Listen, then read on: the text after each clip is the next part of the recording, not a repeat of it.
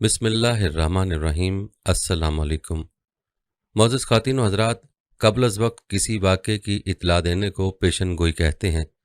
अल्लाह ताला ने अंबिया कराम अलैहिस्सलाम बिलख़ुसूस नबी करीम सल्लल्लाहु अलैहि वसल्लम को बज़रिया वही आइंदा रूनुमा होने वाले बाज़ हालात से मतला फरमा देते थे, जिसकी बुनियाद पर नबी करीम सल्लल्लाहु अलैहि वसल्लम किसी वाक़े की इत्ला क़ब्ल अज़ वक्त इरशाद फरमा देते। चूँकि आप सल्लल्लाहु अलैहि वसल्लम अल्लाह के सच्चे और आखिरी नबी हैं, इसलिए आपने जिन जिन बातों की पेशन गोइयाँ फरमाई वो सारी बातें सच साबित हुईं। आइए अल्लाह के नबी सल्लल्लाहु अलैहि वसल्लम की चंद पेशन गोइयाँ इस वीडियो में जानते हैं। नाज़रीन, आका नामदार सल्लल्लाहु अलैहि वसल्लम की बासत से पहले अरब की ये कैफियत थी कि तमाम अहले अरब काहनों नजूमियों के जाल में गिरफ्तार थे। मशहूर काहनों के पास लोग दूर दराज से सफ़र करके आते थे और उनसे मुस्तकबिल और गैब की बातें दरियाफ्त करते थे। काहन झूठ मूठ की बातें सुनाकर पूरे मुआशरे को बेवकूफ़ बना रहे थे।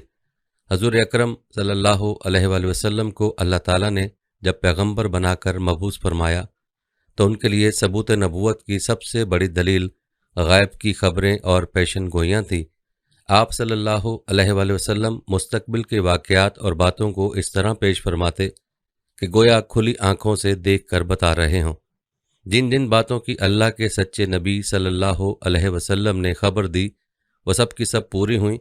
ये पेशन गोइयाँ मुख्तलिफ़ औक़ात में आप सल्लल्लाहु अलैहि वसल्लम से मुख्तलिफ़ हालतों में सादिर हुईं और उनकी इतला मुख्तलिफ़ सूरतों में दी गई। मसलन कभी नज़ूल वही की सूरत में, कभी आलम ख्वाब में और कभी कल्ब मुबारक पर अलका करके।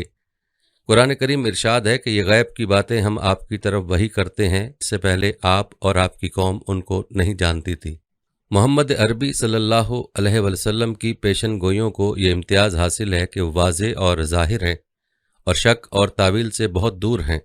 मसलन गलबा रूम, खिलाफत राशिदा, फ़तह यमन, फ़तह शाम, फ़तह इराक़ और कैसर व कसरा की सल्तनतों पर फ़तह नुसरत की तमाम पेशन गोइयाँ सरी और वाज़े हैं, बल्कि वो ऐसी अजीम शान है जिनको देखकर और सुनकर तमाम आलम हैरान है। नाज़रीन, ग़ज़वा खंदक के मौका पर खंदक खोदते हुए एक सख्त चट्टान हायल हो गई। जब सहाबा कराम रज़वानुल्लाह अलैहिम अजमाइन उसको तोड़ने से आजिज़ आ गए और चट्टान बावजूद कोशिश के ना टूट सकी तो हुज़ूर सल्लल्लाहु अलैहि वसल्लम से दरख्वास्त की गई। इस मौके पर आप सल्लल्लाहु अलैहि वसल्लम ने 3 ज़रबें लगाईं। हर ज़रब पर चट्टान से रोशनी फूटती। बल्कि बुखारी शरीफ, मसनद अहमद और सनन नसाई में है कि आप सल्लल्लाहु अलैहि वसल्लम ने जब पहली बार बिस्मिल्लाह कहकर कुदाल मारी तो चट्टान 1/3 टूट गई। आप सल्लल्लाहु अलैहि वसल्लम ने फरमाया, अल्लाहु अकबर, मुझे मुल्क शाम की कुंजियाँ अता की गई हैं। खुदा की कसम, मैं शाम के सुर्ख महल्लात इस वक्त अपनी आँखों से देख रहा हूँ। फिर आप सल्लल्लाहु अलैहि वसल्लम ने दूसरी मर्तबा कुदाल मारी तो दूसरा 1/3 टुकड़ा टूट कर गिरा। आप सल्लल्लाहु अलैहि वसल्लम ने फरमाया, अल्लाहु अकबर, फ़ारस की कुंजियाँ मुझको अता हुईं। खुदा की कसम, मदाइन के कसरे अबेस को इस वक्त मैं अपनी आँखों से देख रहा हूँ। तीसरी बार आप सल्लल्लाहु अलैहि वसल्लम ने बिस्मिल्लाह कहकर कुदाल मारी तो बकिया चट्टान भी टूट गई। आप सल्लल्लाहु अलैहि वसल्लम ने फरमाया, अल्लाहु अकबर, यमन की कुंजियाँ मुझे अता हुईं। खुदा की कसम, सनआ के दरवाज़ों को मैं अपनी आँखों से देख रहा हूँ। आप सल्लल्लाहु अलैहि वसल्लम ने फरमाया, जिब्रील अमीन ने मुझे खबर दी कि मेरी उम्मत इन शहरों को फ़तह करेगी। तारीख़ उठाकर देख लीजिए कि अल्लाह के नबी सल्लल्लाहु अलैहि वसल्लम की ये पेशन गोइयाँ हू बहू पूरी हुईं। बल्कि एक सहाबी रसूल जाबिर रज़ियल्लाहु तआला अन्हु से रिवायत है, वो फरमाते हैं, हम ग़ज़वा खंदक के मौका पर खंदक की खुदाई कर रहे थे कि एक बहुत सख्त किस्म की चट्टान निकली। सहाबा रज़ियल्लाहु अन्हुम रसूलुल्लाह सल्लल्लाहु अलैहि वसल्लम की खिदमत में हाजिर हुए और आपसे अर्ज़ किया कि खंदक में एक चट्टान ज़ाहिर हो गई है। आप सल्लल्लाहु अलैहि वसल्लम ने फरमाया, मैं अंदर आता हूँ। चुनाचे आप खड़े हुए, जबकि उस वक्त भूख की शिद्दत की वजह से आपका पेट पत्थर से बंधा हुआ था और हम लोगों ने भी 3 दिन से कुछ नहीं खाया था। आप सल्लल्लाहु अलैहि वसल्लम ने कुदाल अपने हाथ में ली और चट्टान पर मारा। चट्टान बालों के ढेर की तरह बह गई। ये सारा माजरा देखकर मैंने अर्ज़ किया, या रसूलल्लाह, मुझे घर जाने की इजाज़त दीजिए।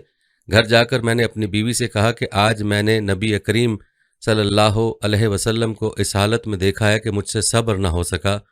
کیا تمہارے پاس کھانے کی کوئی چیز ہے؟ بیوی نے بتایا کہ ہاں، کچھ جو ہیں اور ایک بکری کا بچہ۔ میں نے بکری کے بچے کو ذبح کیا اور میری بیوی نے جو پیسے، پھر ہم نے گوشت کو چولہے پر ہانڈی میں رکھا اور میں رسول اللہ صلی اللہ علیہ وسلم کی خدمت میں حاضر ہو گیا۔ آٹا گوندا جا چکا تھا اور گوشت چولہے پر پکنے کے قریب تھا۔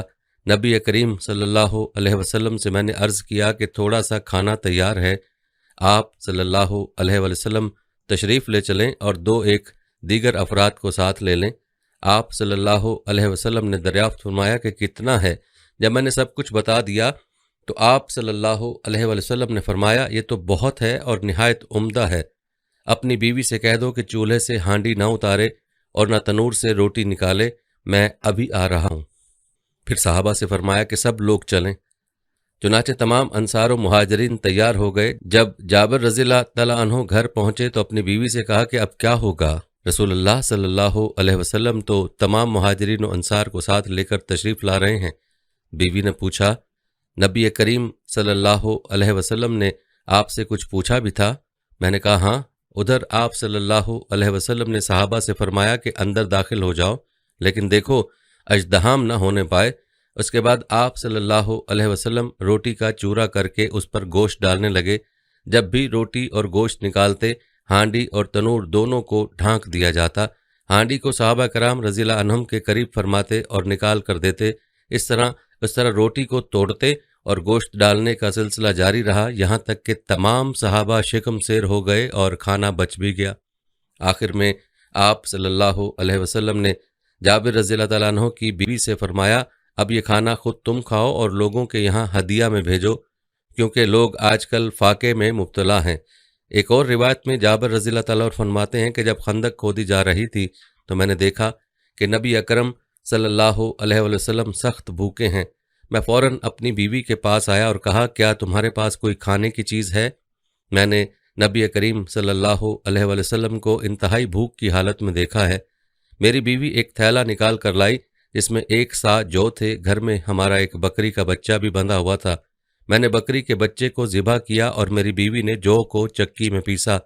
جب میں ذبح سے فارغ ہوا تو وہ بھی جو پیس چکی تھی۔ میں نے گوشت کی بوٹیاں کر کے ہانڈی میں رکھ دیا اور نبی کریم صلی اللہ علیہ وسلم کی خدمت میں حاضر ہوا۔ میری بیوی نے پہلے ہی تنبیہ کر دی تھی کہ نبی کریم صلی اللہ علیہ وسلم اور آپ کے صحابہ کے سامنے مجھے شرمندہ نہ کرنا کہ بہت سے آدمی آ جائیں اور کھانا کم پڑ جائے۔ چنانچہ میں نے آپ صلی اللہ علیہ وسلم کی خدمت میں حاضر ہو کر آپ کے کان میں یہ عرض کیا کہ یا رسول اللہ، ہم نے ایک چھوٹا سا بچہ ذبح کیا ہے اور 1 سا جو پیسے ہیں ہمارے پاس تھے، بس آپ اپنے ساتھ چند آدمیوں کو تشریف لے چلیں۔ لیکن ہوا کچھ اور ہی۔ آپ صلی اللہ علیہ وسلم نے نہایت بلند آواز سے فرمایا کہ اے اہل خندق، جابر نے تمہارے لیے کھانا تیار کروایا ہے، بس اب سارا کام چھوڑ دو اور جلدی چلے چلو۔ اس کے بعد نبی کریم صلی اللہ علیہ وسلم نے مجھ سے فرمایا کہ جب تک میں آ نہ جاؤں ہانڈی چولہے پر سے نہ اتارنا اور نہ آٹے کی روٹیاں پکانا شروع کرنا۔ میں اپنے گھر آیا۔ ادھر آپ صلی اللہ علیہ وسلم بھی صحابہ کو ساتھ لے کر روانہ ہوئے۔ میں اپنی بیوی کے پاس آیا تو مجھے برا بھلا کہنے لگی۔ میں نے کہا کہ تم نے جو کچھ مجھ سے کہا تھا میں نے نبی صلی اللہ علیہ وسلم کے سامنے عرض کر دیا تھا۔ آخر میری بیوی نے گوندھا ہوا آٹا نکالا اور آپ صلی اللہ علیہ وسلم نے اس میں اپنا لعاب دہن کی آمیزش کر دی اور برکت کی دعا کر دی۔ ہانڈی میں بھی آپ نے لعاب دہن کی آمیزش کی اور برکت کی دعا فرمائی۔ اس کے بعد آپ صلی اللہ علیہ وسلم نے فرمایا کہ اب ایک روٹی پکانے والی کو بلاؤ، وہ تمہارے ہمراہ روٹی پکائے اور گوشت ہانڈی سے نکالتی جائے، لیکن چولہے سے ہانڈی نہ اتارنا۔ صحابہ کی تعداد 1000 کے قریب تھی۔ میں اللہ تعالیٰ کی قسم کھا کر کہتا ہوں کہ اتنے ہی کھانے کو سب نے اس قدر کھایا کہ بچا بھی رہ گیا۔ جب تمام لوگ واپس ہو گئے تو ہماری ہانڈی اسی طرح ابل رہی تھی جس طرح شروع میں تھی اور آٹے کی روٹیاں برابر پکائی جا رہی تھیں۔ بہرحال ناظرین، ایک اور پیشن گوئی صحیح بخاری اور صحیح مسلم میں حضرت حذیفہ بن یمان رضی اللہ تعالیٰ عنہ سے مروی ہے کہ ایک بار حضور صلی اللہ علیہ وسلم نے اپنے واعظ میں قیامت تک پیش آنے والے متعدد امور کا ذکر فرمایا۔ ان میں سے بعض چیزیں ایسی ہیں جو میں بھول گیا، مگر جب میں ان کو دیکھتا ہوں تو یاد آ جاتی ہیں، یعنی واقعہ ہونے کے بعد پہچان لیتا ہوں کہ یہ وہی بات ہے جو نبی کریم صلی اللہ علیہ وسلم نے فرمائی تھی۔ جس طرح کسی شخص کی صورت یاد ہو اور وہ غائب ہو جائے، پھر جب اسے دیکھتا ہے تو پہچان لیتا ہے یہ فلاں شخص ہے۔ ناظرین، تیسری پیشن گوئی زرقانی میں حضرت جابر رضی اللہ تعالیٰ عنہ کہتے ہیں کہ ایک دفعہ آپ علیہ الصلوۃ والسلام میرے گھر تشریف لائے اور دریافت کیا کہ کیا قالین ہے؟ ہم نے عرض کیا کہ قالین ہمارے گھر کہاں؟ آپ صلی اللہ علیہ وسلم نے فرمایا ہاں، ان قریب تم قالینوں اور عمدہ فرشوں پر بیٹھو گے۔ حضرت جابر رضی اللہ تعالیٰ عنہ فرماتے ہیں کہ ہم نے اپنی زندگی میں وہ دن بھی دیکھا جب ہم قالینوں پر بیٹھے تھے۔ ناظرین، چوتھی پیشن گوئی ابو داؤد شریف میں حضرت عدی بن حاتم رضی اللہ تعالیٰ عنہ کا بیان ہے کہ میں حضور صلی اللہ علیہ وسلم کی خدمت میں حاضر تھا کہ ایک شخص نے بھوک کی اور دوسرے نے راہزنی کی شکایت کی۔ آپ علیہ السلام نے فرمایا کہ اگر تم زندہ رہے تو دیکھو گے کہ ایک عورت ہیرا سے خانہ کعبہ کا طواف کرنے نکلے گی اور اس کو خدا کے سوا کسی کا ڈر نہ ہوگا۔ حضرت عدی بن حاتم رضی اللہ تعالیٰ عنہ کہتے ہیں کہ میں نے یہ امن و امان اپنی زندگی میں دیکھا۔ ناظرین، پانچویں پیشن گوئی بخاری شریف میں ہے کہ غزوہ خندق کے موقع پر آپ صلی اللہ علیہ وسلم نے فرمایا کہ آج کے بعد قریش ہم پر حملہ آور نہیں ہوں گے بلکہ ہم ہی ان پر غالب ہوں گے۔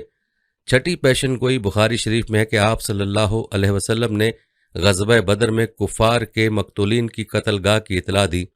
آپ صلی اللہ علیہ وسلم نے جو جگہ بتائی دشمن اسی جگہ پر قتل ہوئے۔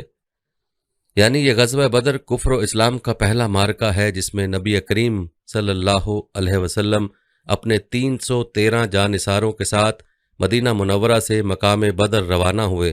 اس قافلے کے آگے 2 سیاہ رنگ کے اسلامی پرچم تھے، جن میں سے ایک حضرت علی المرتضیٰ رضی اللہ تعالیٰ عنہ کے ہاتھ میں تھا۔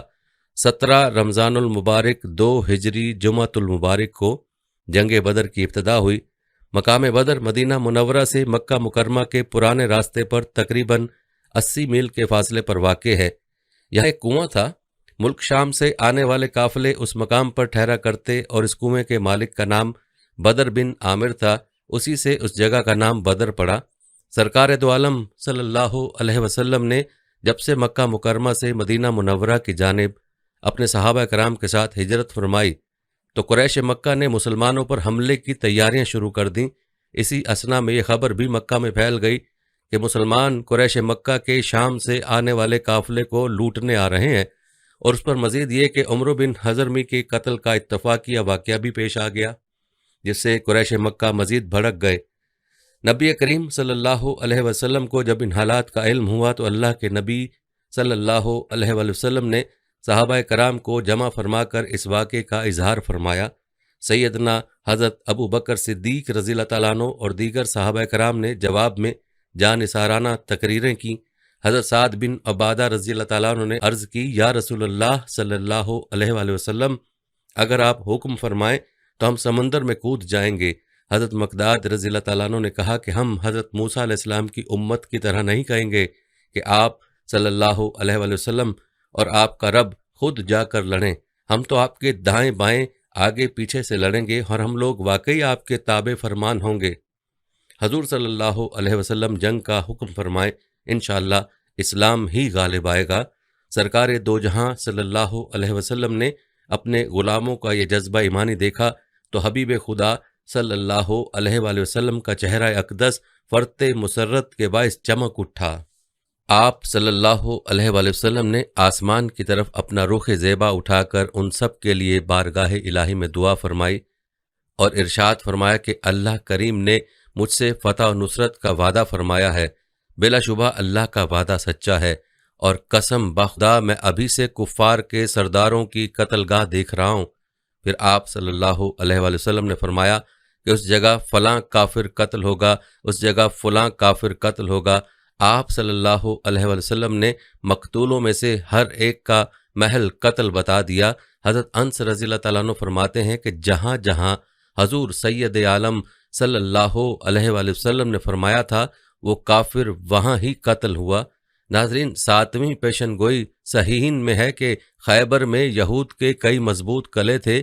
ہر روز مسلمان مجاہدین زور آزمائی کر کے واپس لوٹ آتے، لیکن خیبر فتح نہیں ہو رہا تھا۔ آپ صلی اللہ علیہ وسلم نے فرمایا کہ کل میں جھنڈا ایسے شخص کو دوں گا جس کے ہاتھ پر اللہ فتح دیں گے۔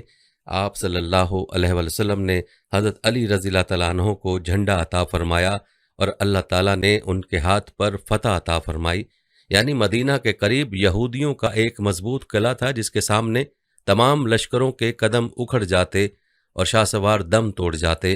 اس قلعے کی بلند و بالا چہار دیواری کی گئی تھی کہ اس کی بلندی تک دشمن کے تیر نہیں پہنچ سکتے تھے۔ اسی چہار دیواری کے قریب نبی کریم صلی اللہ علیہ وسلم اور آپ صلی اللہ علیہ وسلم کے لشکر نے پڑاؤ ڈالا۔ پہلے دن حضرت ابو بکر رضی اللہ تعالیٰ عنہ اپنی تلوار لہراتے ہوئے نکلے۔ آپ رضی اللہ تعالیٰ عنہ کے ہاتھ میں جھنڈا تھا اور تمام مسلمان آپ رضی اللہ تعالیٰ عنہ کے پیچھے اپنی جان ہتھیلی پر رکھ کر نکلے اور دشمن کے ساتھ خوب لڑے، لیکن اسی دوران آفتاب غروب ہو گیا اور مسلمان قلعہ میں داخل ہوئے بغیر واپس لوٹ آئے۔ دوسرے دن حضرت عمر رضی اللہ تعالیٰ عنہ نے جھنڈا اٹھایا اور دشمن کے ساتھ خوب مقابلہ کیا، لیکن قلعہ پھر بھی فتح نہ ہوا، یہاں تک کہ سورج غروب ہو گیا اور ایک بار پھر مسلمان واپس لوٹ آئے۔ پھر نبی مکرم صلی اللہ علیہ وآلہ وسلم نے فرمایا، میں کل ایک ایسے آدمی کو جھنڈا دوں گا جو خود بھی اللہ اور رسول صلی اللہ علیہ وآلہ وسلم سے محبت کرتا ہے، اور اللہ اور رسول صلی اللہ علیہ وآلہ وسلم بھی اس سے محبت کرتے ہیں۔ اللہ تعالیٰ اس کے ہاتھوں فتح دیں گے۔ لوگوں نے اس حال میں رات بسر کی کہ ہر شخص کی تمنا تھی کہ اسے یہ شرف حاصل ہو۔ آپس میں سرگوشی کرتے رہے کہ حضور صلی اللہ علیہ وآلہ وسلم کس کو جھنڈا دیں گے۔ حضرت عمر رضی اللہ تعالیٰ عنہ کہنے لگے، میں نے صرف اسی دن امارت کی تمنا کی، اس امید پر کہ میں وہ شخص ہو جاؤں جس سے اللہ اور اس کے رسول محبت کرتے ہیں۔ جب صبح ہوئی تو لوگوں کا ایک ہجوم حضور صلی اللہ علیہ وآلہ وسلم کے ارد گرد جمع ہو گیا۔ تعداد مکمل ہو گئی اور صفیں سیدھی ہو گئیں۔ سب گردنیں لمبی کر کے دیکھنے لگے اور تمنا و آرزو کرنے لگے کہ اچانک نبی کریم صلی اللہ علیہ وسلم کی آواز بلند ہوئی، علی بن ابی طالب کہاں ہیں؟ حضرت علی رضی اللہ تعالیٰ عنہ حاضر خدمت ہوئے، آشوب چشم میں مبتلا تھے، آنکھوں پر پٹی بندھی ہوئی تھی۔ حضور صلی اللہ علیہ وآلہ وسلم نے پوچھا، علی تجھے کیا ہوا؟ حضرت علی رضی اللہ تعالیٰ عنہ نے عرض کی کہ آنکھیں دکھ رہی ہیں۔ حضور صلی اللہ علیہ وسلم نے فرمایا کہ میرے قریب ہو جاؤ۔ چنانچہ حضرت علی رضی اللہ تعالیٰ عنہ قریب ہوئے۔ نبی پاک صلی اللہ علیہ وسلم نے ان کی آنکھوں میں اپنا لعاب دہن رکھا تو ان کو شفا ہو گئی۔ پھر آپ صلی اللہ علیہ وسلم نے ان کو جھنڈا دیا اور فرمایا، یہ علم لو اور اسے لے چلو یہاں تک کہ اللہ تعالیٰ تیرے ذریعے فتح دیں۔ حضرت علی رضی اللہ تعالیٰ عنہ نے عرض کیا، یا رسول اللہ، کیا میں ان کے ساتھ قتال کروں تا وقت یہ کہ وہ ہماری طرح ہو جائیں؟ حضور صلی اللہ علیہ وآلہ وسلم نے فرمایا کہ یوں ہی چلے جاؤ، ان کے میدان میں اتر کر پہلے انہیں اسلام کی دعوت دینا اور ان کو بتانا کہ ان پر اللہ کا کیا حق واجب ہے۔ خدا کی قسم، اگر تمہارے ذریعے ایک شخص کو بھی ہدایت مل گئی تو یہ تمہارے لیے سرخ اونٹوں سے بدرجہ بہتر ہے۔ جب حضرت علی رضی اللہ تعالیٰ عنہ یہودیوں کے اس قلعے کے قریب گئے تو قلعہ کی چوٹی سے ایک یہودی نے جھانکا اور پوچھا کہ تم کون ہو؟ آپ رضی اللہ تعالیٰ عنہ نے فرمایا کہ میں علی بن ابی طالب ہوں۔ یہودی نے کہا کہ قسم ہے اس کتاب کی جو موسیٰ پر نازل ہوئی، تم ضرور غالب رہو گے۔ اور آپ صلی اللہ علیہ وآلہ وسلم نے حضرت علی رضی اللہ تعالیٰ عنہ کو جھنڈا عطا فرمایا تھا اور اللہ تعالیٰ نے ان کے ہاتھ پر فتح عطا فرمائی۔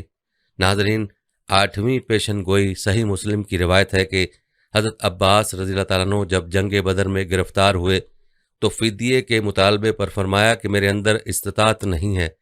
آپ صلی اللہ علیہ وسلم نے فرمایا کہ وہ مال کہاں ہے جو ام الفضل کے پاس چھوڑ آئے ہو، اس کو دے کر آزاد ہو جاؤ۔ حضرت عباس رضی اللہ تعالیٰ عنہ فرماتے ہیں کہ اس بات کو میرے اور میری بیوی کے علاوہ کوئی نہیں جانتا تھا۔ 9ویں پیشن گوئی بخاری شریف میں ہے کہ آپ نے اپنے وصال کے وقت حضرت فاطمہ کو اپنے وصال کی اور حضرت فاطمہ کو سب سے پہلے جنت میں پہنچنے کی بشارت دی۔ ناظرین، 10ویں پیشن گوئی صحیحین میں ہے کہ حضور صلی اللہ علیہ وسلم نے اپنی زبان نبوت سے ہندوستان میں اسلام کے داخل اور غالب ہونے کی خوشخبری سنائی تھی۔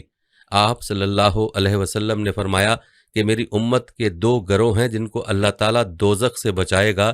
ایک وہ جو غزوہ ہندوستان میں شریک ہوگا اور صحابہ کرام رضوان اللہ علیہم اجمعین کو اس غزوہ میں شریک ہونے کی تلقین فرمائے، 11ویں پیشن گوئی ترمذی شریف میں ہے کہ ایک دفعہ حضور صلی اللہ علیہ وسلم خواب سے مسکراتے ہوئے بیدار ہوئے اور فرمایا کہ اس وقت خواب میں میری امت کے کچھ لوگ تخت شاہی پر بادشاہوں کی طرح بیٹھے ہوئے دکھائے گئے، یہ بحر اخضر میں جہاد کے لیے اپنے جہاز ڈالیں گے۔ یہ بشارت سب سے پہلے امیر معاویہ کے عہد میں پوری ہوئی اور دمشق کی سرزمین پر اسلام میں سب سے پہلے تخت شاہی بچھا دیا گیا۔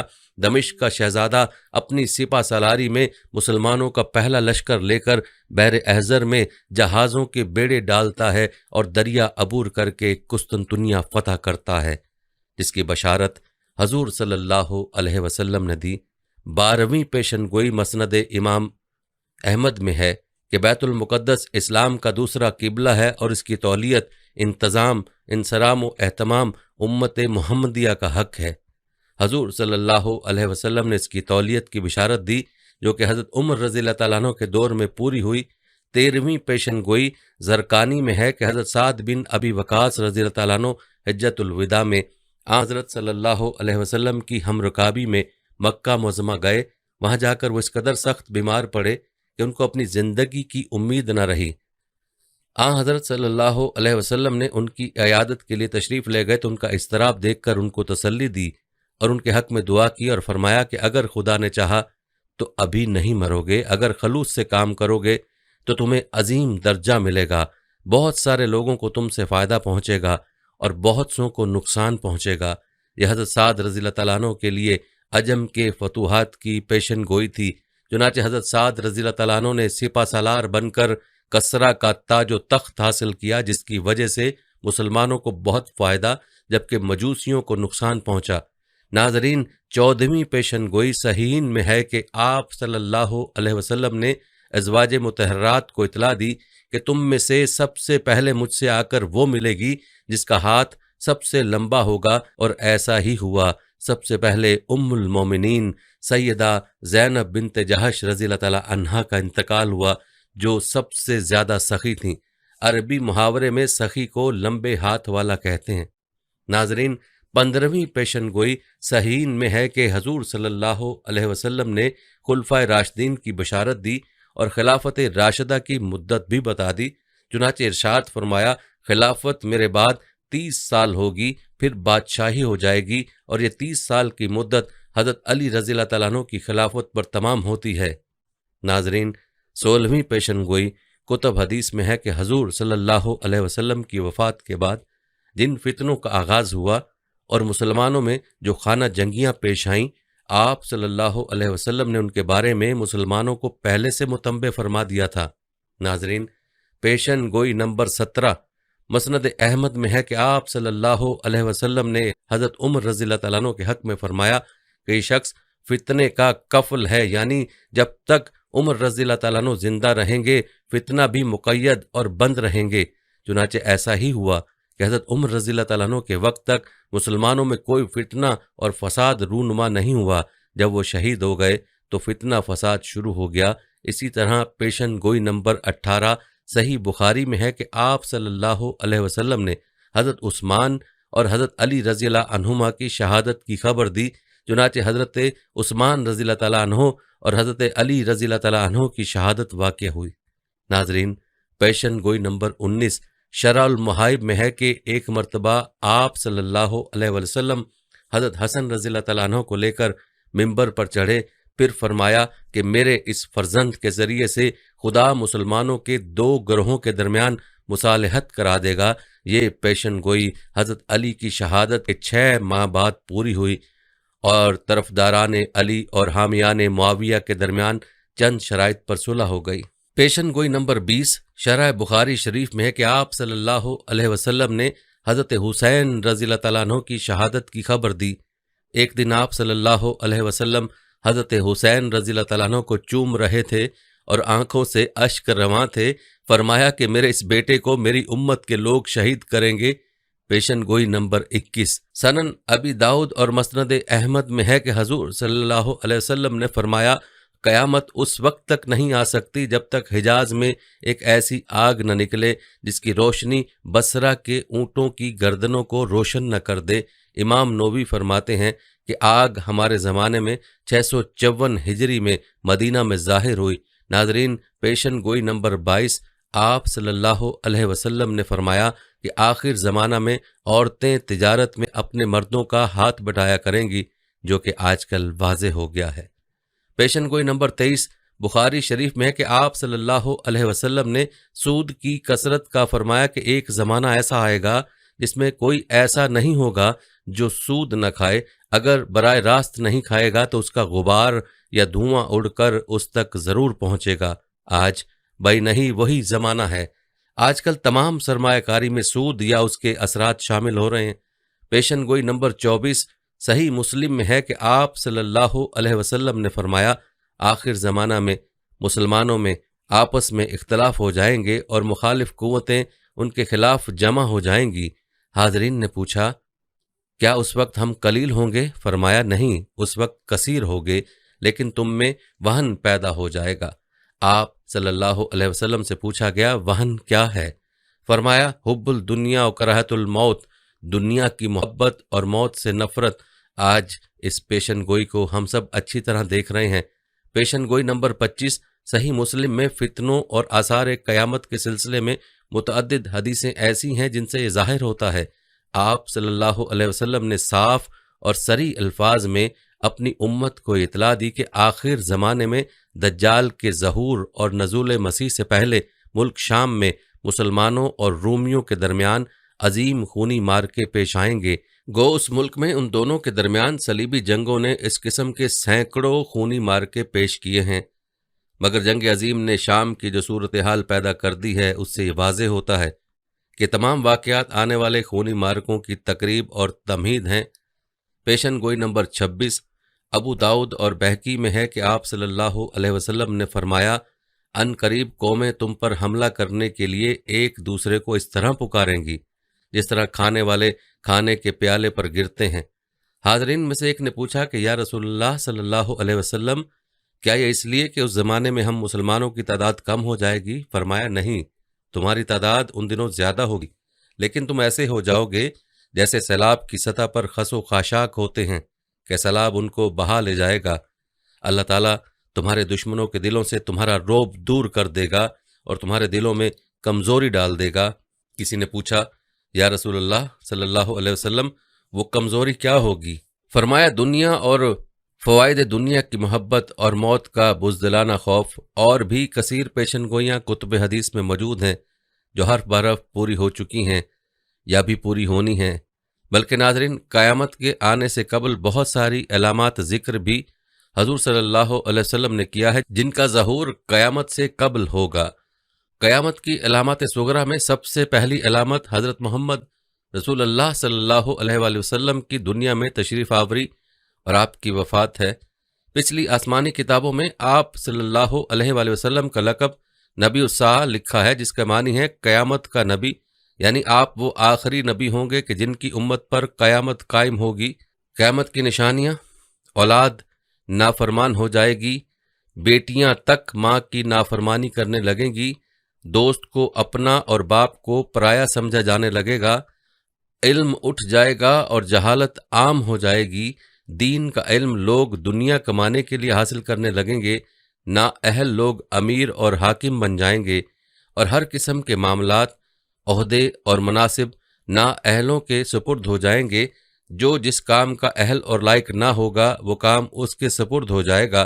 لوگ ظالموں اور برے لوگوں کی تعظیم اس وجہ سے کرنے لگیں گے کہ یہ ہمیں تکلیف نہ پہنچائیں، شراب کھلم کھلا پی جانے لگے گی، زناکاری اور بدکاری عام ہو جائے گی، اعلانیہ طور پر ناچنے اور گانے والی عورتیں عام ہو جائیں گی، گانے بجانے کا سامان اور آلات موسیقی بھی عام ہو جائیں گے، لوگ امت کے پہلے بزرگوں کو برا بھلا کہنے لگیں گے، جھوٹ عام پھیل جائے گا اور جھوٹ بولنا کمال سمجھا جانے لگے گا، امیر اور حاکم ملک کی دولت کو ذاتی ملکیت سمجھنے لگیں گے، امانت میں خیانت شروع ہو جائے گی، امانت کے طور پر رکھوائی جانے والی چیزوں کو لوگ ذاتی دولت سمجھنے لگیں گے، نیک لوگوں کی بجائے رذیل اور غلط کار قسم کے لوگ اپنے اپنے قبیلے اور علاقے کے سردار بن جائیں گے، شرم و حیا بالکل ختم ہو جائے گا، ظلم و ستم عام ہو جائے گا، ایمان سمٹ کر مدینہ منورہ کی طرف چلا جائے گا جیسے سانپ سکڑ کر اپنی بل کی طرف چلا جاتا ہے۔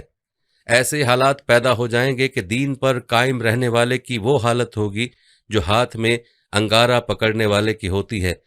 زکوٰۃ کو لوگ تاوان سمجھنے لگیں گے، مال غنیمت کو اپنا مال سمجھا جانے لگے گا۔ ماں کی نافرمانی اور بیوی کی فرمانبرداری شروع ہو جائے گی۔ عورتیں زیادہ اور مرد کم ہو جائیں گے، یہاں تک کہ ایک مرد 50 عورتوں کا نگران ہوگا۔ قیامت سے پہلے حضور اکرم صلی اللہ علیہ وسلم کی امت میں سے 30 بڑے بڑے کذاب اور دجال آئیں گے۔ ہر ایک نبوت کا دعویٰ کرے گا، حالانکہ حضور اکرم صلی اللہ علیہ وآلہ وسلم آخری نبی ہیں۔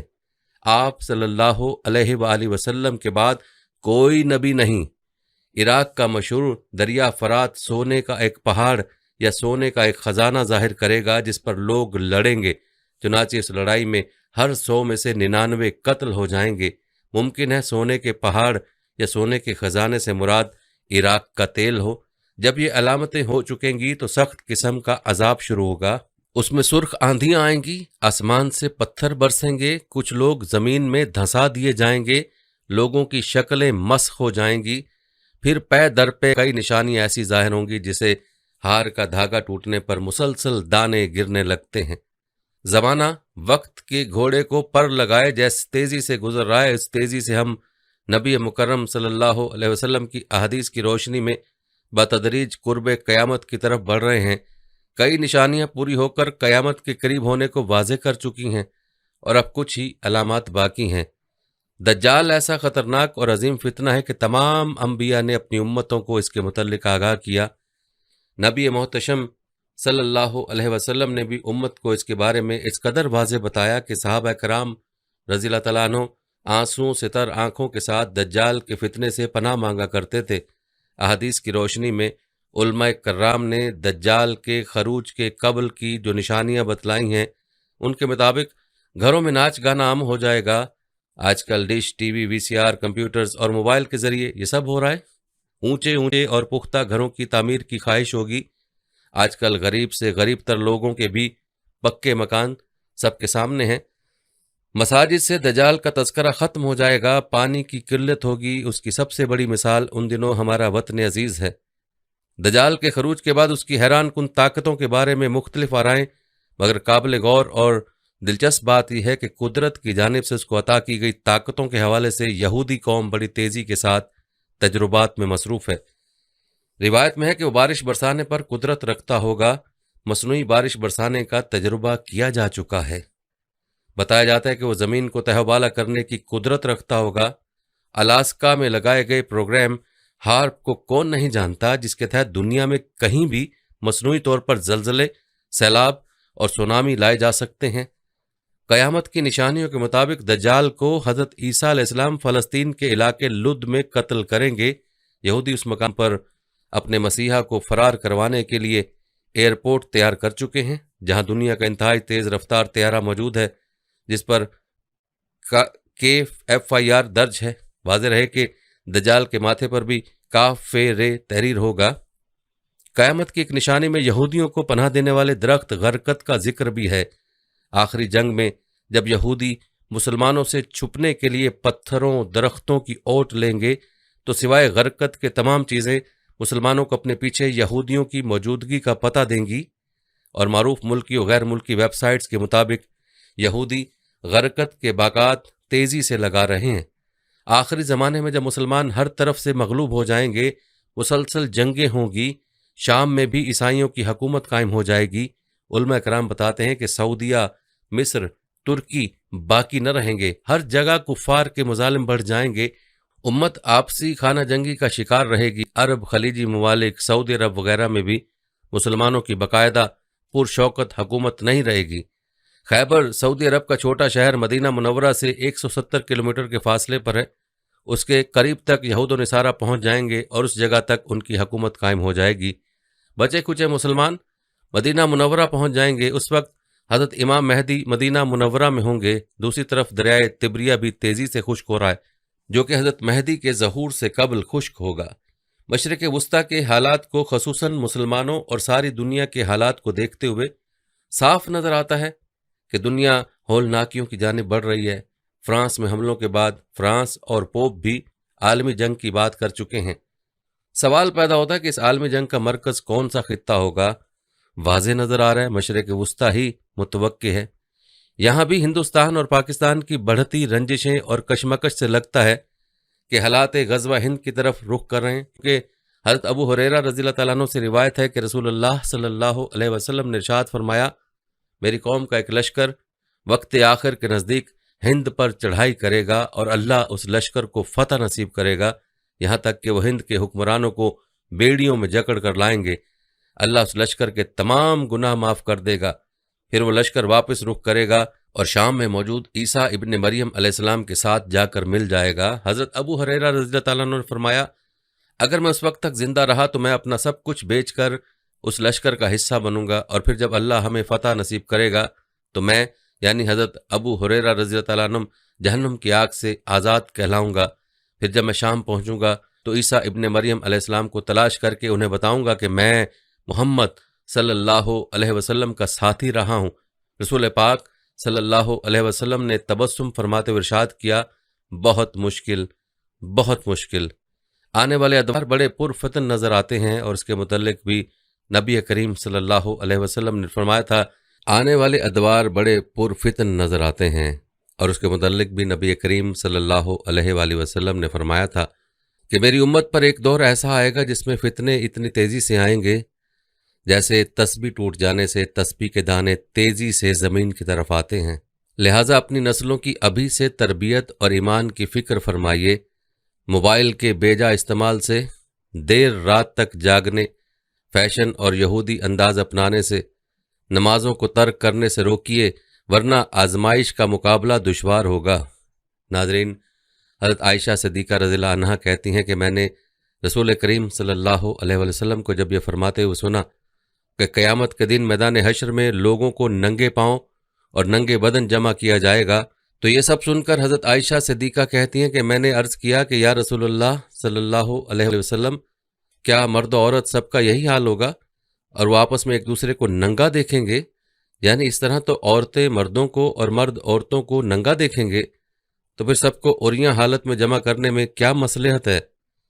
تو حضور صلی اللہ علیہ وآلہ وسلم نے فرمایا، اے عائشہ، قیامت کے دن کا معاملہ اس سے بھی کہیں زیادہ سخت اور ہولناک ہوگا کہ کوئی کسی کی طرف نگاہ اٹھا کر دیکھنا ہی بھول جائے گا۔ مطلب یہ ہے کہ قیامت کے دن میدان حشر میں گو تمام لوگ ننگے آئیں گے، لیکن ہر شخص کی عریانیت ایک دوسرے کی نگاہ سے اوجھل ہوگی اور کوئی کسی کو ننگا نہیں دیکھے گا، کیونکہ اس دن کا معاملہ ہی ایسا ہوگا کہ ہر شخص اپنی اپنی فکر میں مستغرق ہوگا، ہر طرف نامہ اعمال پھیلے ہوں گے اور لوگ حساب و مواخذہ کے مراحل اور قیامت کی ہولناکیوں میں اس طرح گرفتار ہوں گے کہ کسی کو کسی کی خبر نہیں ہوگی کہ کون کس حال میں ہے، اور کسی کو کسی کی طرف نگاہ اٹھا کر دیکھنے کا موقع نہیں ملے گا، جیسا کہ قرآن کریم میں فرمایا گیا کہ دوزخی منہ کے بل چل کر میدان حشر میں آئیں گے۔ ناظرین، یہ بات تو تقریباً سبھی جانتے ہیں کہ جب قیامت کا وقت بالکل قریب آ جائے گا تو اللہ تبارک تعالیٰ حضرت اسرافیل علیہ السلام کو سور پھونکنے کا حکم دیں گے، تو حضرت اسرافیل علیہ السلام اللہ تبارک تعالیٰ کے حکم سے سور پھونکیں گے، اور آہستہ آہستہ دنیا تباہ و برباد ہونا شروع ہو جائے گی، اور روئے زمین پر بسنے والی ہر مخلوق، انسان، جنات، چرند پرند، الغرض کوئی بھی چیز ایسی باقی نہ ہوگی جو زندہ ہو۔ اس وقت سب کا نام و نشان مٹ جائے گا اور سب کچھ تباہ و برباد ہو جائے گا، اور دلکش اور خوبصورت نظر آنے والی اس زمین پر ہر طرف ویرانی ہی ویرانی ہو جائے گی۔ اس کے بعد اللہ تبارک تعالیٰ ارشاد فرمائے گا کہ کون ہے جس کی آج بادشاہی ہے، اور کہاں گئے دنیا کے جبار اور مغرور بادشاہ؟ اس کے بعد ایک لمبا عرصہ خاموشی اور سناٹے میں گزر جائے گا۔ اس لمبے عرصے کا علم صرف اللہ تبارک تعالیٰ کو ہے۔ پھر جب اللہ تبارک تعالیٰ چاہے گا تو نئے سرے سے زمین و آسمان اور فرشتوں کو پیدا کرے گا۔ انسانوں کو دوبارہ زندہ کرنے کے لیے اللہ تبارک تعالیٰ آسمان سے بارش نازل فرمائے گا، جس کے نتیجے میں ہر انسان کی ریڑھ کی ہڈی سے پورا انسانی ڈھانچہ تیار ہو جائے گا، اور اس ڈھانچے پر اللہ تبارک تعالیٰ کے حکم سے گوشت بھی چڑھ جائے گا۔ ناظرین، اس طرح جب تمام انسان دوبارہ زندہ ہو جائیں گے تو اللہ تبارک تعالیٰ حضرت اسرافیل علیہ السلام کو دوبارہ سور پھونکنے کا حکم دے گا۔ اس وقت تمام انسان ننگے پاؤں، ننگے بدن اور بے ختنہ اٹھ کھڑے ہوں گے جس طرح ماں کے پیٹ سے پیدا ہوئے تھے۔ اور اس دن اللہ تبارک تعالیٰ کے فرمان پورا ہوگا، جس طرح کہ اللہ تبارک تعالیٰ قرآن پاک میں ارشاد فرماتا ہے، اور تم لوگ فردن فردن ہمارے پاس حاضر ہوں گے جس طرح ہم نے تمہیں پہلی مرتبہ پیدا کیا تھا۔ ناظرین، سب سے پہلے اللہ تبارک تعالیٰ کے پیارے حبیب حضرت محمد مصطفیٰ صلی اللہ علیہ وآلہ وسلم اپنی قبر انور سے باہر تشریف لائیں گے۔ اس کے بعد حضرت عیسیٰ علیہ السلام اور دیگر انبیاء کرام اپنی قبر انور سے باہر تشریف لائیں گے، اور اس کے بعد شہداء کرام اللہ تبارک تعالیٰ کے نیک بندے اور اہل ایمان اٹھیں گے۔ پھر وہ کافر، مشرک اور منافق لوگ اپنے اپنے اعمال کے مطابق اپنی قبروں سے اٹھیں گے۔ کوئی اندھا ہوگا تو کوئی بہرا ہوگا تو کوئی لنگڑا ہوگا، اور کسی کو چیونٹی کی شکل میں اٹھایا جائے گا، اور کوئی شخص اپنے اعمال کے مطابق سر کے بل اٹھے گا۔ اس دن کافر غیر متوقع زندگی کے مناظر دیکھ کر شدید خوف اور غم کے اندر مبتلا ہو جائیں گے، اور ان کی آنکھیں اس خوفناک منظر کو دیکھنے کے بعد پتھر ہو جائیں گی، اور ان کافروں کے دل دہل جائیں گے، اور کلیجے منہ کو آ رہا ہوگا، نفسا نفسی کا عالم ہوگا، کوئی غم گسار اور مددگار نہ ہوگا۔ اور اس دن نہ ہی کوئی ایک دوسرے کو پوچھنے والا ہوگا، اور اہل ایمان بھی اپنے اعمال کے مطابق اپنی قبروں سے اٹھیں گے، اور اس دن شہداء اپنے بہتے ہوئے تازہ خون کے ساتھ اٹھائے جائیں گے، اور جو شخص جس حالت میں فوت ہوگا وہ اسی حالت میں اپنی قبر سے اٹھے گا، یعنی جو گناہ کرتا ہوا مرا ہوگا وہ اسی گناہ کی حالت میں اٹھے گا، اور جو شراب پیتا ہوا مرا وہ اسی طرح شراب پیتا ہوا اٹھے گا، اور جو زنا کرتا ہوا مرا وہ اسی طرح زنا کی حالت میں اٹھے گا۔ ناظرین، اس طرح جب تمام مخلوق زندہ ہو جائے گی اور اپنی اپنی قبر سے باہر نکل آئے گی، پھر اس کے بعد قبروں سے اٹھتے ہی ہر انسان پر 2 فرشتے مقرر کیے جائیں گے، اور فرشتے تمام لوگوں کو میدان حشر میں پہنچا دیں گے۔ تو آپ کو بتاتے چلیں کہ میدان حشر ملک شام کے علاقے میں قائم ہوگا، اور سب لوگوں کو اپنی اپنی قبروں سے اٹھ کر اس میدان میں جانا ہوگا، اور کفار میں سے جو لوگ اندھے اٹھیں گے اور ٹھوکریں کھاتے گرتے پڑتے میدان حشر میں پہنچیں گے، اور جو لوگ چیونٹیوں کے جسم میں اٹھیں گے وہ لوگوں کے پاؤں تلے روندے جا رہے ہوں گے، اور جو لوگ سر کے بل اٹھائے جائیں گے وہ لوگ انتہائی ذلت اور رسوائی کے ساتھ میدان حشر میں پہنچیں گے، اور بعض کافروں پر آگ مسلط کر دی جائے گی جو ان کافروں کو ہانک کر میدان حشر کی طرف لے جائے گی، اور اہل ایمان بھی اپنے عقائد اور اعمال کے مطابق میدان حشر کی طرف جائیں گے۔ کچھ اہل ایمان پیدل پہنچیں گے، اور بعض اہل ایمان اونٹوں پر سوار ہو کر میدان حشر میں پہنچیں گے۔ کسی اونٹ پر 1 شخص ہوگا تو کسی اونٹ پر 2، اور کسی اونٹ پر 10 آدمی بھی سوار ہوں گے، اور وہ منزل مقام حشر ہوگا۔ اس دن کسی کو اونچا سانس لینے کی جرت تک نہ ہوگی۔ اس دن ہر آدمی کو یہ احساس ہوگا کہ آج حساب کا دن ہے، اور آج اپنی زندگی میں کیے گئے تمام کرتوتوں کا پھل ملنے والا ہے۔ اس طرح جب تمام مخلوق میدان حشر میں پہنچ جائے گی تو اس وقت اللہ تبارک تعالیٰ کی طرف سے اعلان کیا جائے گا کہ اے مجرموں، آج کے دن الگ الگ ہو جاؤ۔ اس وقت تمام لوگ الگ الگ گروپوں کے اندر تقسیم ہو جائیں گے، اور کافر اور مشرک لوگ اپنی زندگی میں جس چیز کی پوجا کیا کرتے اور جس چیز کو اپنا خدا مانتے تھے وہ اسی گروہ میں شامل ہو جائیں گے، اور دوسری طرف ایمان والوں کو ان کے عقائد اور اعمال کے مطابق الگ الگ گروہوں میں تقسیم کر دیا جائے گا۔ علماء کے ساتھ ہوں گے، نیک لوگوں کے ساتھ ہوں گے، عابد لوگ عابدوں کے ساتھ، اور متقین کے ساتھ گروہ میں شامل ہو جائیں گے، اور شہداء کے ساتھ، مجاہدین کے ساتھ ہو جائیں گے۔ الغرض جو جس چیز کے ساتھ محبت کرتا ہوگا اور جو جن اعمال کے ذریعے اس نے اپنی زندگی گزاری ہوگی وہ اسی گروہ میں شامل ہو جائیں گے۔ اس دن بے نمازیوں کی صف میں کھڑے ہوں گے، روزوں کو چھوڑنے والے روزوں کو چھوڑنے والوں کی صف میں کھڑے ہوں گے، اور نافرمانوں کی صف میں کھڑے ہوں گے، اور اسی طرح زکوٰۃ نہ دینے والے زکوٰۃ نہ دینے والوں کی صف میں کھڑے ہوں گے، اور زنا کرنے والے زنا کرنے والوں کی صف میں کھڑے ہوں گے، اور شراب نوشی کرنے والے شراب نوشی کرنے والوں کی صف میں کھڑے ہوں گے، اور ماں باپ کے نافرمانوں کی صف میں کھڑے ہوں گے۔ میدان حشر میں تمام لوگ ننگے پاؤں ننگے بدن ہوں گے۔ وہ دن سورج 1 میل کے فاصلے پر آگ برسا رہا ہوگا، اور زمین تپش کی وجہ سے دہک رہی ہوگی، اور جسم سورج کی آگ میں جل رہا ہوگا، اور زمین اتنی گرم ہو جائے گی کہ زمین پر پاؤں نہ رکھا جا رہا ہوگا، اور دور دور تک کہیں سایہ نظر نہیں آ رہا ہوگا، اور لوگ اپنے اپنے عقائد و اعمال کے مطابق اپنے پسینے میں ڈبکیاں لگا رہے ہوں گے۔ کچھ لوگ اپنے گناہوں کے مطابق ٹخنوں تک پسینے میں ڈوبے ہوں گے، اور کچھ لوگ سینے تک پسینے کے اندر ڈوبے ہوں گے، اور کچھ لوگ اپنے عمل کے مطابق پورے کے پورے پسینے میں ڈبکیاں لگا رہے ہوں گے۔ بلکہ حضرت ابو ہریرہ رضی اللہ تعالیٰ عنہ کہتے ہیں کہ رسول اکرم صلی اللہ علیہ وآلہ وسلم نے فرمایا، قیامت کے دن میدان حشر میں جب حساب کتاب کی ابتدا ہوگی اور نامہ اعمال کھلنے شروع ہوں گے تو لوگوں کو پسینہ آئے گا، اور وہ پسینہ اس قدر بہے گا کہ زمین کے اندر 70 گز تک چلا جائے گا، اور ان کے لیے لگام بن جائے گا، یہاں تک کہ ان کے کانوں تک پہنچ جائے گا، یعنی وہ پسینہ ان کے دہنوں تک پہنچ کر لگام کی طرح ان کے منہ کو جکڑے گا، وہ بات چیت کرنے پر بھی قادر نہیں ہو سکیں گے۔ ناظرین، حشر کا یہ خوفناک دن 50,000 سال کا ہوگا، اور لوگ بھوک اور پیاس اور شدید گرمی کی حالت میں 50,000 سال تک کھڑے رہیں گے، اور تمام لوگ تنگ آ کر اللہ تبارک تعالیٰ کی بارگاہ میں عرض کریں گے، یا رب العالمین، ہمیں اس مصیبت سے نجات عطا فرما، چاہے ہمیں جہنم میں ڈال دے۔ اور ناظرین، جب اہل ایمان کا نمبر آئے گا تو اللہ تبارک تعالیٰ کی محبت کا انداز اہل ایمان سے کچھ بھلا ہوگا۔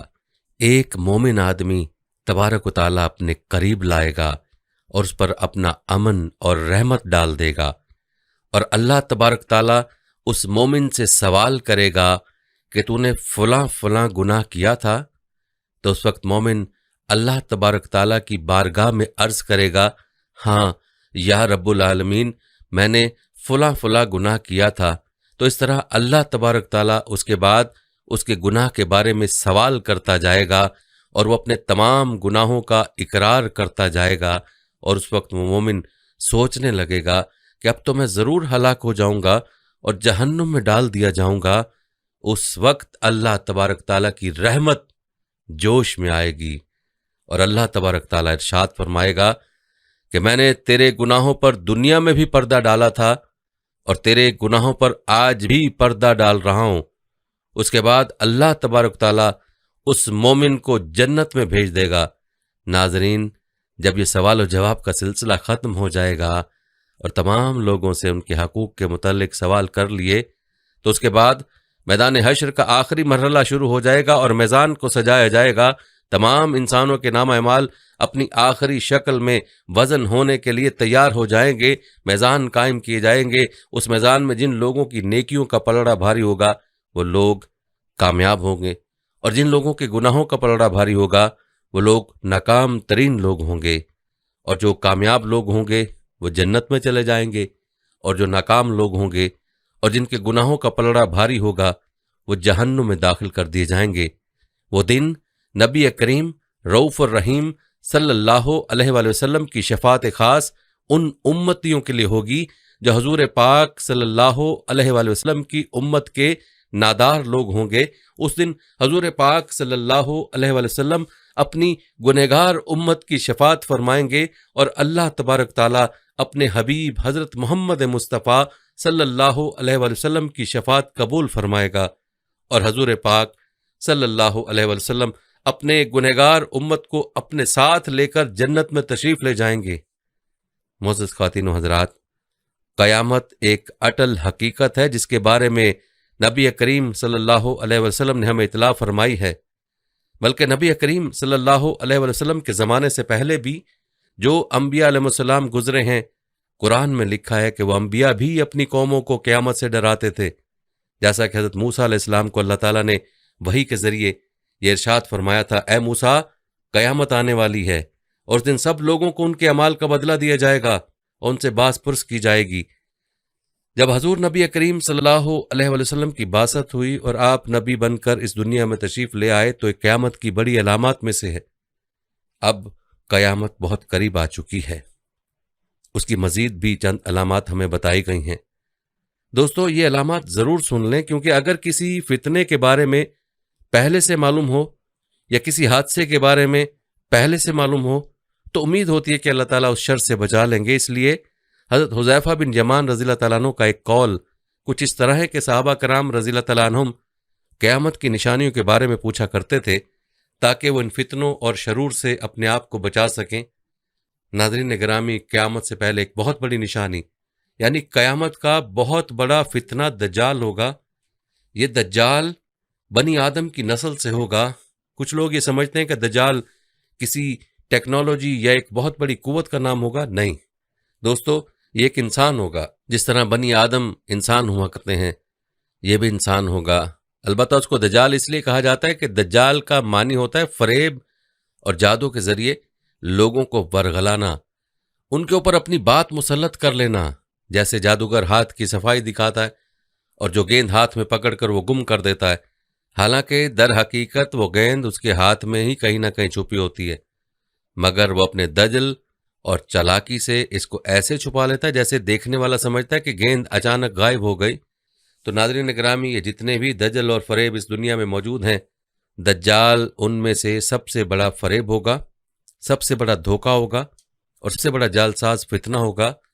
اس لیے اس کا لفظ دجال ہے، یعنی بہت بڑا فتنہ۔ بعض روایت میں لکھا ہے کہ نبی کریم صلی اللہ علیہ وسلم ہر نماز کے بعد اس فتنے سے پناہ مانگا کرتے تھے اور اللہ تعالیٰ سے دعا کرتے تھے کہ یا اللہ مجھے اس فتنہ مسیح دجال سے اپنی پناہ میں رکھنا۔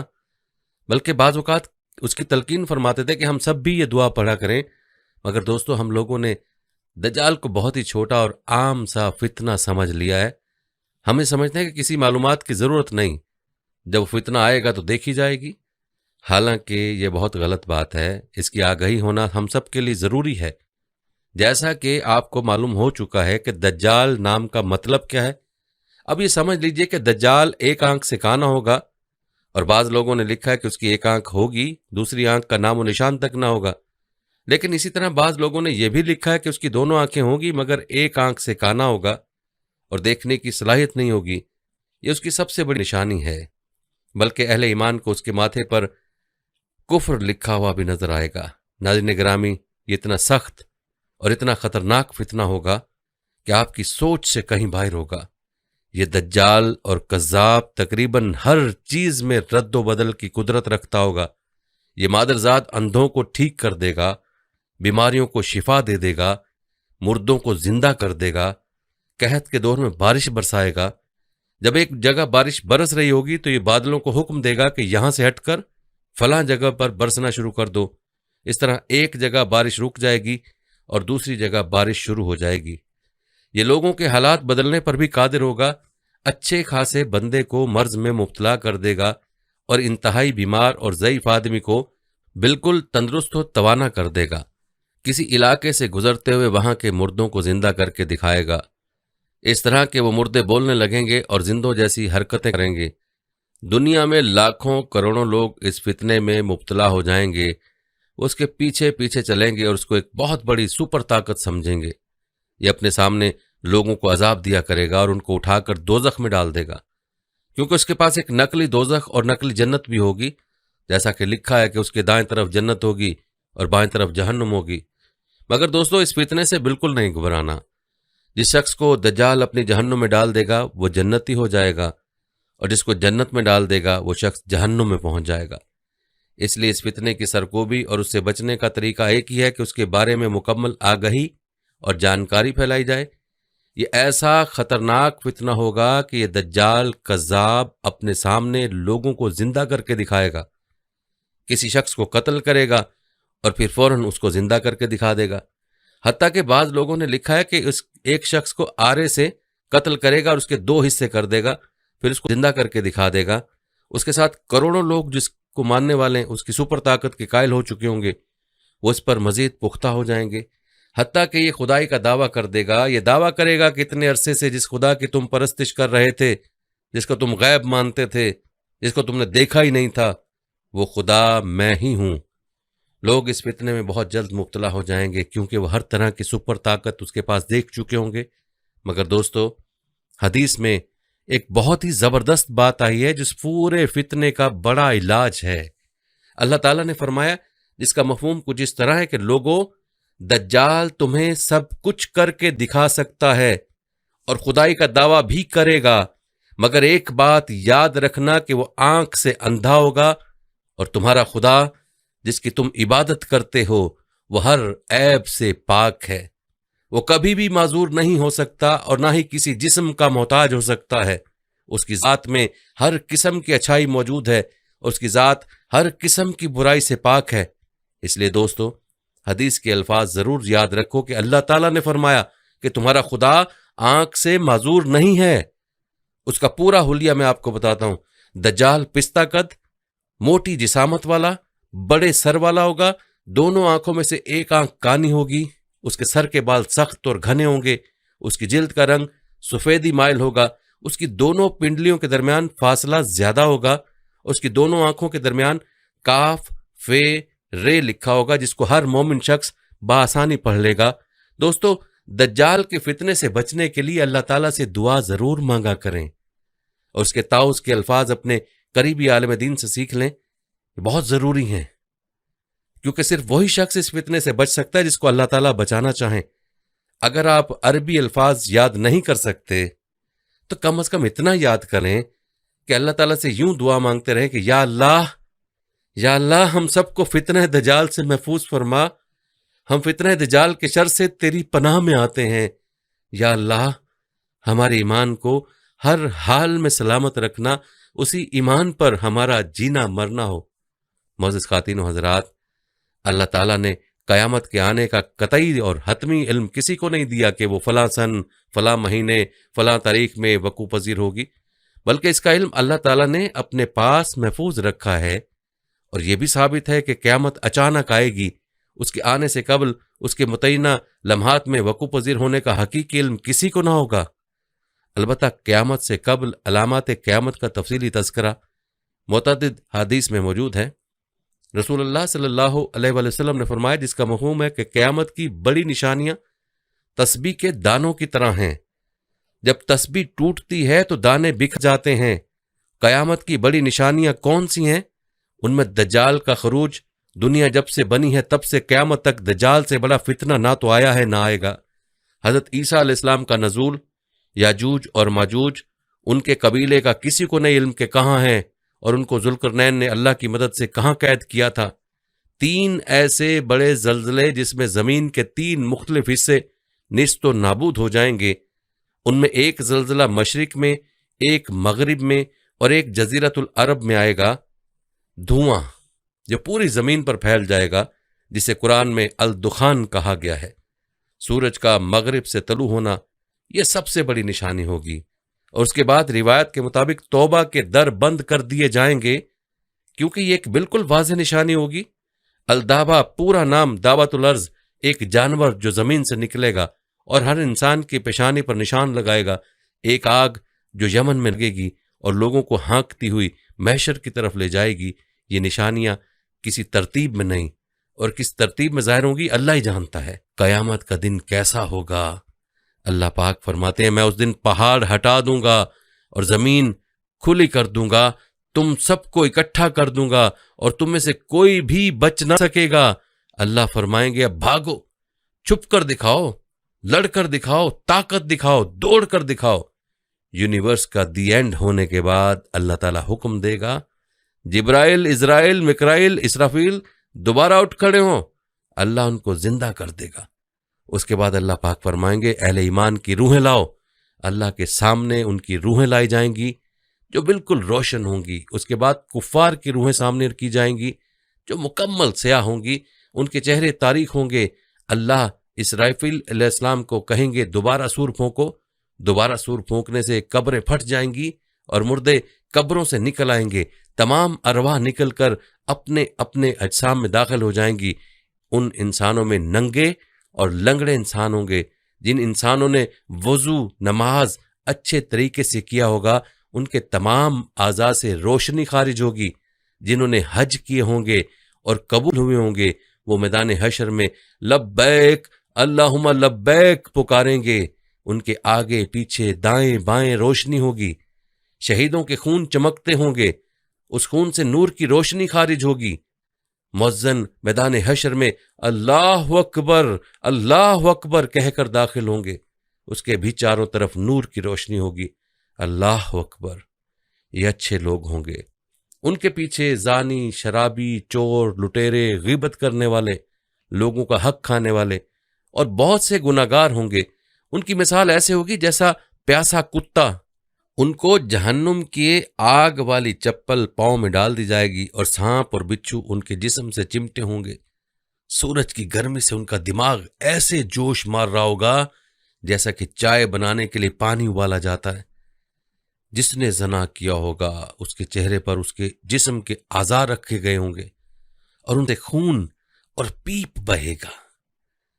اور میرے نبی نے فرمایا کہ اس کی ماں، اس کی بہن، اس کی بیٹی، غرض تمام کو پتہ لگ جائے گا کہ اس نے دنیا میں زنا کیا تھا، اس وجہ سے اس کا یہ حال ہو گیا۔ اللہ اکبر۔ غرض کہ کوئی بندر ہوگا، کسی کی دو دو زبانیں ہوں گی، اور ظالم بادشاہ ایسے اندھیرے میں ہوگا کہ اس کو اپنا ہاتھ بھی نہیں دکھائی دے گا۔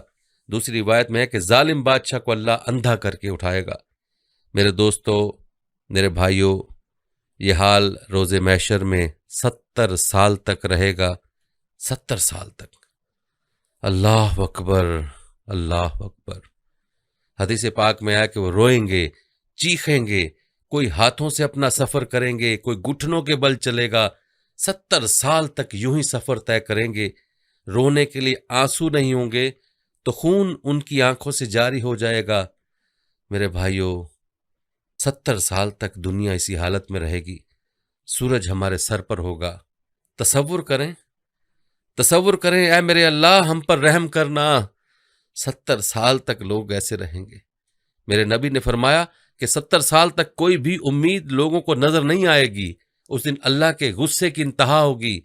میرے نبی کی شان دیکھیں، فرشتے محمد صلی اللہ علیہ وآلہ وسلم کے روضے کے پاس کھڑے ہوں گے۔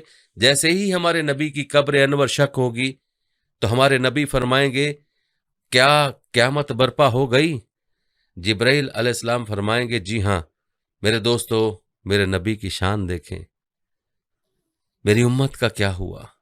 باپ کو بیٹے، بھائی کو بہن، شوہر کو بیوی، کسی کو بھی کسی بھی انسان کی خبر نہیں، لیکن میرے نبی کو اس گھڑی بھی اپنی تمام امت مسلمہ کی فکر ہے۔ ہم اس نبی کا کلمہ پڑھنے والے ہیں۔ اب بھی وقت ہے، اب بھی وقت ہے، اس نبی کی سنتوں کو اپنا لیں اور ان کی شفاعت کے امیدوار بن جائیں اور اللہ پاک کے روز قیامت غضب سے پناہ مانگیں۔ یا اللہ، ہم سب سے راضی ہو جا، راضی ہو جا میرے مولا، اپنے غضب سے محفوظ فرما۔ ناظرین، یاد رکھیں کہ آخری نبی صلی اللہ علیہ وآلہ وسلم کی پیشن گوئیوں کی طرح آپ کی تعلیمات بھی سچی اور برحق ہیں۔ اسی میں دنیا و آخرت کی نجات ہے۔ اس لیے ہمیں یہ فکر کرنا ہوگی کہ ہم اللہ کے نبی صلی اللہ علیہ وآلہ وسلم کے طریقوں کے مطابق زندگی بسر کریں۔ امید ہے ویڈیو آپ سب حضرات کو پسند آئی ہوگی۔ ویڈیو پسند آئی ہے تو لائک اور شیئر ضرور کر دیجیے گا، اور آنے والی نئی ویڈیوز کے لیے ہمارے چینل کو سبسکرائب کر لیجیے گا۔ سانسوں نے وفا کی تو اگلی بار ایک اور دلچسپ ویڈیو لے کر آپ کی خدمت میں حاضر ہوں گے۔ تب تک کے لیے خدا حافظ۔ اللہ پاک آپ سب کا حافظ و نگہبان ہو۔